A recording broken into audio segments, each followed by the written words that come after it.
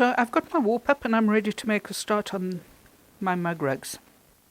Mug rugs are a really nice, a really nice way of demonstrating the whole weft-faced process, because they give us the scope to actually make tiny little pieces which are well designed and functional at the same time, but which also act almost as a form of sampling, so that you can practice sort of various designs as they pop into your head.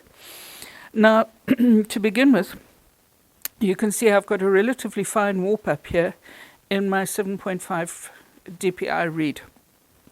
And that means that we have really big spaces here. And I'm going to show you a very clever way of dealing with those spaces. So often I see videos where people have begun their weaving and they've got 4 or 5 separators at the beginning of their weaving.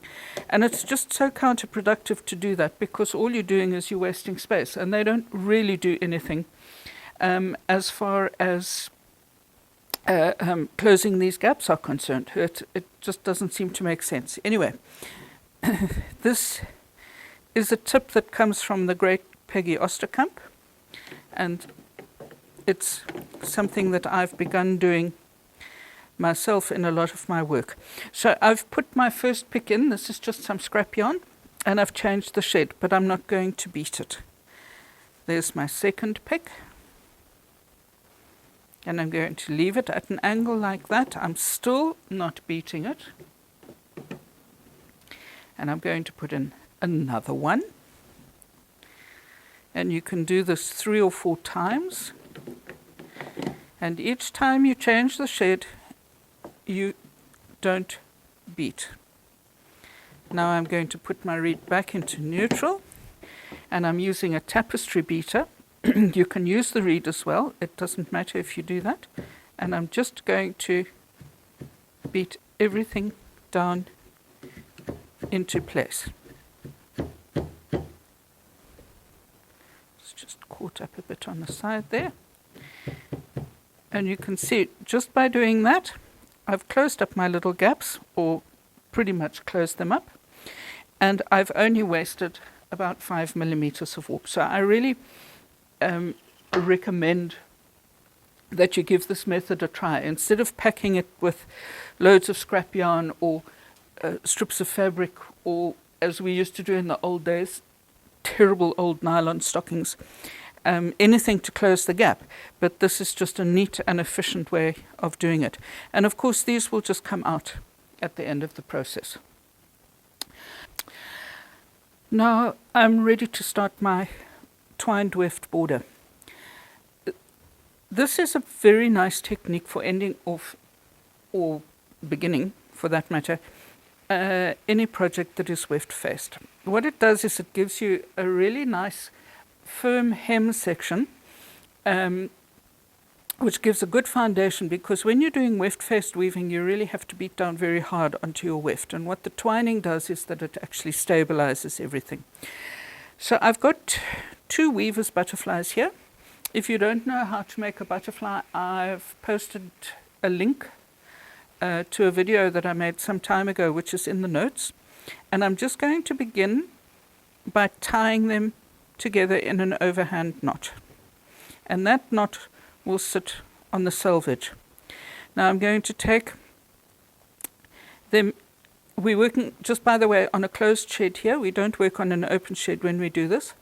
And I'm going to bring one in from underneath the selvage thread and one in from the top.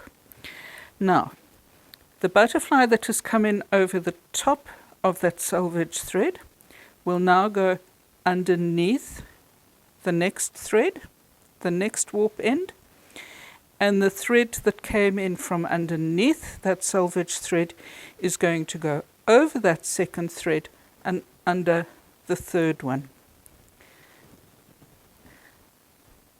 My butterfly that is now lying underneath is going to go over the third thread and under the fourth. And I'll pick up my other butterfly and take it over the 4th thread and under the 5th. So all you're doing here is you are alternating the direction in which your butterflies are working. It's a little bit finicky. I find that if I catch the butterfly that has just come underneath the warp in my hand and just transfer the other butterfly into the working hand, that I kind of tend to get a bit of a routine. So I go under my warp, change butterflies. And these two ends that I keep on catching here are going to drive me mad. And you can see if you just get that little routine going, it actually goes quite quickly. Go to the end.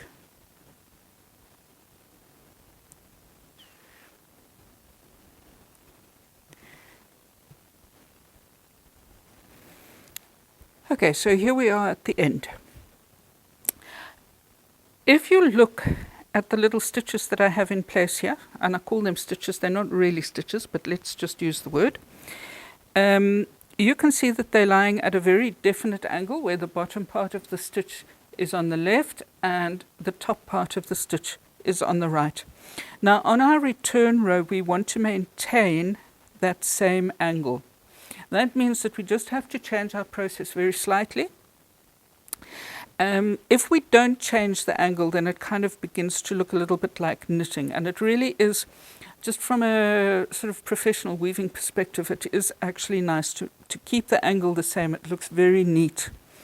So I'm going to start off now. I'm just going to twist those two butterflies underneath each other. The first butterfly is going to go over the selvage thread and under the second one.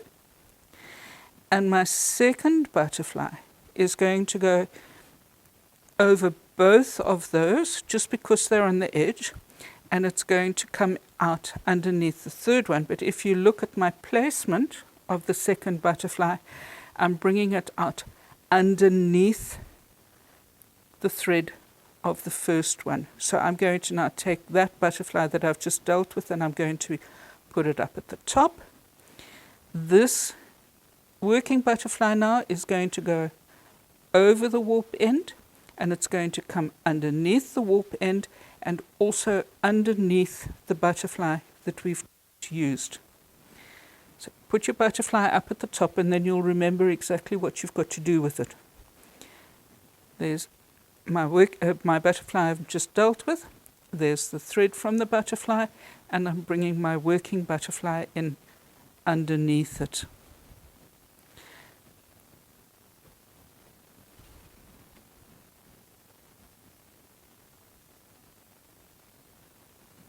So it kind of looks as though my twining is climbing up to the top of the work, and it isn't really. And if you look very carefully, let's just see if I can zoom in there a bit. You can see that my second row is lying in exactly the same direction as my first row. So I'm going to carry on with that and get to the end again.